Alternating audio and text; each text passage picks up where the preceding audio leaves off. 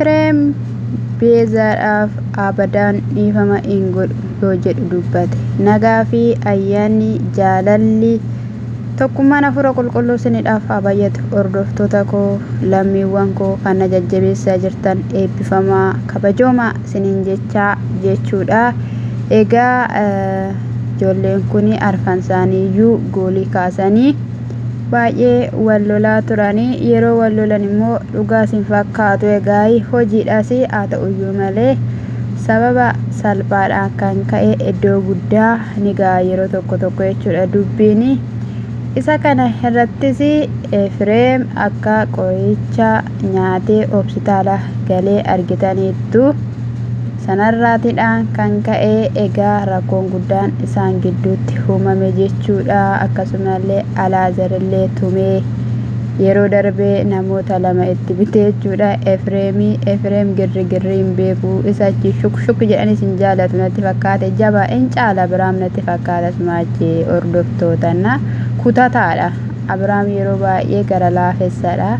Kutataa miti fakkaata siniin jechuun jaaladha. Akkasumallee viidiyoo isaanii jalatti illee argaa hin jira jechuudha.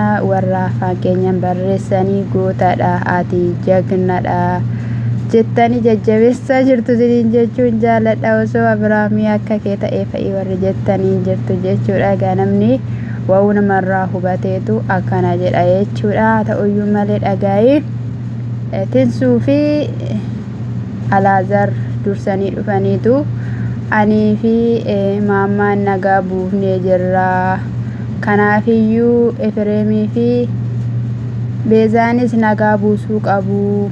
Haa ta'uyyuu malee waan hin taane hojjannee warri sin gaddisiifne jirra. Hojii hin taane hojjannee hojii keenyatti immoo gaabbineerra. Dhiifamni immoo maali qajeelummaa agarsiisaa. Dhiifamni gaariidha. Dhiifama godhanii waan hundumayyuu bira darbuudha. Akkasumallee maammaa kiyyaa waan dhiifama naa gootee fi galatoomi jedhee jaalallee isaatiin suudhaan Alaazar galateeffatee jira jechuudha. Namni walitti ni bu'aa araara gochuutu caala jedhanii garuu immoo waan baay'eetu ta'ee ture. Yeroon ani simbira dhufee Beezaa kana sin barbaaduyyuu jettee wal lollolamee deemamu achi yeroo deemte ni boossi Beezaan jedhe jechuudha. Alaazarii osuma kana haasawanuu jechuudha. Gaayiin dhufte jechuudha. Beezaan gaafa dhuftu akkamii egaa kaleessaa Efreem tolee hin jennee araaramuu hin barbaanne. Har'ammoo isa araarsuu barbaanne. Alaazar faana jedhanii dudubbachaa turanii askuulidhaa kaastanii akkaataa inni ittiin si argatee wanta waliin dabarsitan baay'ee ni qabdu hangana kan jedhamee hin dubbatamne. Ani yeroo sanayyuuti barnootarran jiran ture. Ani waan isinitti dhufeenya qabu garuu akkasumatti yeroon isin ilaalu jettee jechuudha. Tinsuuni ishiinis immoo efaanii hin dagadhu hin irraanfadhu. Aniif inni waan baay'ee haasofne tokko lama waan jedhame bira gaamuu hin dandeenye. Isa kanaafiyyuuti osoo dhiifama naa godhee gaariidha. Anis immoo wanti hojjechaa ture dhuguma wanta gaarii miti. Hunduma keessan faanayyuu waan gaarii waan bareedaa hin turredha. Ani immoo yeroo baay'ee maatii koosii akkanii hin dallansiifne isas akkan hin dallansiifneef jedhee waan hundumayyuu godhe malee ani jaalala isaa dagadhee irraanfadhee miti yoo jettu dubbatte jechuudha. Haa ta'uyyuu malee egaa akka inni dhiifama sii godhu abdii guddaa qabna jedhanii jechuudha.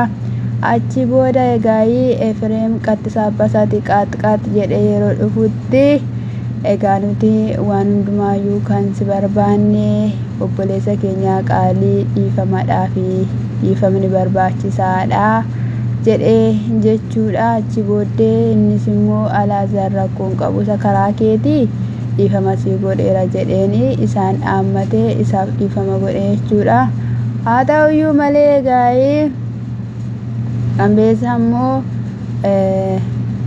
ani si'idhaanii dallansiisuufi miti si'is dhabuu koorra maatis dhabuurra jedheenanidha kan kana hundumaa keessa seenee. haa ta'uyyuu malee si'iin eenyuyyuu naaf hin caalu. Si faana nagaa buusee jiraachuun barbaada. Dhiifama naa godhii yoo ishiin jettullee makiinaanii maali jedhee maali malee hin deemu jedhee makiinaanii beensila hin qabne deemuu hin danda'u. Ani ishiidhaa fi kanadhaa. Anarraa siif dhiifama gochuun koo jedheen eenyuun Alaazariidhaan iddootti wal agarru hin qabnu. Kanaafidha. Ishiidhaaf immoo yoon dhiifama godhe ishii faana kan wal nu agarsiisu jireenyadha. Jireenya immoo ishii faana jiraachuu hin danda'u. Har'a yoon dhiifama godhee fi ishii faana itti fufuu hin danda'u. Bakka nagahaa. Hayya jechuudha ka. Maa jettu meesin? Maa jettu hin jedhu mucayyoon hin jaalatti. Inni immoo hin miidhame. Miidhama kanarraatidhaan kan ka'e immoo dhiifama gochuuf hin dandeenye. Ishiin immoo jireenya anatu balleesse jireenya isaa. Anatu miidhe baay'ee akka inni miidhame nan beeka jettee amma maaltu akka ta'amu yaaddume warra wal jaalate kana. Hordoftoota numatu araarsa miti irreen araarsina baqqaayi. Amma Efreem hidhaa fi sa'aatii naa kennamu yeroon jechuudha. Tiriitii jedhu miti waan ta'e tiriitii haa ta'u. Na ajaa'ibu dhugaan siin jedhame na ajaa'ibu wana. Achi wal'aanii hospitaala wal galchu. Amma lola gidduu kanatti uumame gidduutti hundi isaanii hospitaala seenaniiru. Efreem hospitaala seeneera. Alaazar hospitaala seeneera. Tinsuun hospitaala seenteetti. Ishiin beesan hin seenneedhaan Tinsuun hawaasaatti seente. Efreemii fi Alaazar immoo magaalaa Finfinneetti dhufanii seenan. Kan dura seene garuu Alaazaridha jechuudha. Mangaagaa keessa dhadha'ee ilkaan dhiisse moo mangaagaa dhiisse gaafsa naaf hin galle. Mangaagaa keessa meeqa taqqate? Namoonni lama dargaggoonni lama dhaabbatanii teegu inni mangaagaa keessa si gadee gadi qataqqata jechuudha. Dhugaa dubbachuudhaaf ani wal ajjeesuun se'e malee ani dhugumayyuu ammanayyuu waraara bu'an seene garuu waraara buusanii nagaan bu'eennis hospitaala seene jechuudha. Achi booddee immoo gaafa inni sun immoo hospitaala immoo ba'ummoonni kun immoo akka nama akaawwii beeqilaa nyaatutti kiniinii guuree kaartoonii keessaa gixxim godhee nyaatee ofirratti laphee irratti cabsee achi booddee balbala cabsanii seenanii isa fuudhanii ba'anii achitti inni miidhamee girgirri irratti girgirrii amma immoo kiroo jaalallee isaatti araaramuu dide kaa'e jaalallee isaa ijoollummaa. Garuu namoonni baay'een akkoo Efreemidhaa fi Beezaa kana hin hawwu. Yuutuubii hojjechuudhaaf yoo si ta'uu baatti malee gaa'ilaaf siif hin taati. Ofitti qabeedhanii turan jechuudha. Yeroo darbe yeroo jalqabaa akka tasaa dhuftee edda turtee edda deemtee edda turtee bilbilannaa laabadimo maaletteeti akkasumallee innaa sana gaddarra turtee maal takka jalaa miidhamillee hin beeku gaayi. Ani isinitti mirakkanii baay'ee waa hin qabne viidiyoo nama baay'ee akkanii nu hordofne. Kanarraatiin kan ka'e bakka araarri bu'ee araara buusisee hiriyoonni isaayyuu jajjabeessanii ishii faanas walitti deebi'anii sana booddee immoo intalli waan taatee dhuftee immoo ammasii waliin dabarsines jaalala jedhee gidduu isaaniitti rakkoon uumamee ammoo sana hundumaa immoo xuuxxatanii immoo keessa immoo darbanii immoo egaa jaalala isaanii iddootti deebisanii jaalala isaanii booda iddootti immoo deebisanii immoo maaltu waa'ee Ruutaa fi Abiraam gidduu si galchee immoo jettee achi booda immoo isas immoo sin galchuu yoon keessa gali maal si dhibeessa waa'ee sanatti hin kaasin jedheen sanarrattis wal lolanii gidduutti immoo abbaan ta'e immoo eenyudha? Anwaar mucaa jedhamu immoo waan ta'e dhufee isaan araarsee walitti isin odeessa kaasa darbe faana walumatti isinii makeessin odeessa dheenanii amma immoo deebisee immoo Alaazar inni kun immoo dhufee immoo si faana jiraachuu hin dandeessu.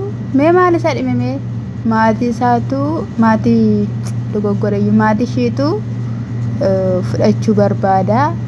Deemuu qabdi gara Shaashamannee moo gara Hawaasaa jedhee waan akkasii jedhee kinoo amma walitti naqee sana booda immoo mucaan miidhamee araara fudhachuu didee jaarsummaan taa'unyaanis ta'uu didee achitti ishii dhiisee ishii bira darbee amma sossobee jechuudha. Jabaadhaati wal jabeessaa isiniin jechuun jaaladha maan jettan immoo isiniin jedha fataadhaayi. Nutis fataa isinirraa jenna fataadha hojjedhaa isiniin jenna. Hojjetanii tiyyummaa mo'atu jedhan. Hojjedhaa tiyyummaa mo'adhaa isiniin jechuu jaallanna. Kan nama ajaa'ibu jechuudha warra YouTube kana kan hin baay'ee isaan jaaladhuuf maal akka ta'e beektu jechi namaa jechuudha. Jechi namaa waan tokkotti isaan hin godhu. Waan tokko isaanitti hin dhaga'amu. Mataa isaanii yeroo namni gadi garagalchu yeroo namni koomentiidhaan barreessee isaan arrabsu homaa tokko isaanitti hin fakkaatu. Ani beektu yeroon YouTube kana jalqabee subscribe 200 galee tokko mucuqqooteen na abaarte. Nan boo'e qofuma kootti taa'ee beektu nan boo'eeni achi booddee qo'e maal mamna boochifti asitti na boochisuu jalqabde miti qo'e gaafa isaa akkam na goote hundaumiyyuu boo'uun qabu waan barbaadde haa jettu jedhee gaafuma sana tuffadhee bira darbe. Ergasii jechuudha namni waan amaallee naa barreesses illee hin jiru garuu arraba ofii dura du'a jedhanii waanuma babbareedaa ta'e bakka namoonni komentis naa kennu. Bakka warra immoo naa baran immoo annan callise deebii isaaniif laachuun barbaanne jechuudha. Maaliif deebii isaaniif laachuun barbaanne waan barbaadan yoo barreessan waan barbaadan yoo jedhaniyyuu jechuudha na daawwatanii naa jedhanii na barreessanii yerummaa koos immoo iddootti beekaniyyuu hin qabanii sagaleedhaa fi viidiyoo qofaan na argu malee hojii kun afaana jiraatanii waan hin agarreef ani isaanitti hin qabamu. Isaanis kanaadhaan dhiisan waan tokko isaanitti hin fakkaatu. Isaan amma kan isaanii hordofaa jiranii doolaar yaa rabbi kanaafis dafii seera YouTube kanaa naa guuchisiiti doolaarri waan jejjedhu nutti agarsiise. Doolaarri biyya arabaa argee hin beekan nan fida ji'aan iddoo ishiin nattu hin beeku nan fida ji'aan iddoo ishiin nattu hin beekan. Ani doolaara mana madaamii keessa argee hin beeku isa dhugaan siniin jedhanii hin beekan ji'aan gara hin nattu hin beeku. Amma doolaara YouTube dheebodhee jira jechuudha hordoftoota. Kanaafiyyuu amma isinii maal gootu sitti fakkaate inni ilaaltu viidiyoo koo subscribe naa gootu laayikii naa gootu keessumaayyuu laayikii naa gootu achi namoota biraan ga'a namoonni ni ilaalu. Achi booddee ani bakka maal akka inni jedhu soogidda qabamoo hin qabuudhee qammasuu jalqaba jechuudha. Ani qammasa jechuun si qammasaan jechuudha. Maatiiwwan lammiiwwan isa kana isiniin jechuun jaaladha. Guddaan immoo sin jaaladha. Guddaan immoo sin kabaja. I miss you gaan siniin jedhe. Nafaana jirtu dhugaa baay'ee sin galateeffadha. Sababii isaayyuu baay'ee na deemsistaniitti waan ta'eef saatiin xiqquma tafe jechuudha naaf guutuudhaaf waan ta'eef baay'ee deemaa jira. Maaliif jennaan ani laayifiin seenee miti kan inni guuttachaa jiru viidiyoo waraaba viidiyoo duwwaadha waan ta'eef dhugaa dubbachuuf baay'ee na deemaa jira. Baay'ee sin galateeffadha. Nammoo seera isaa guutee maal jedhe baay'ee tokko sin galateeffadha. Oromoo koo qaaliiwwan na jajjabeessan sin jedha. Eebbifamaa shaaloom.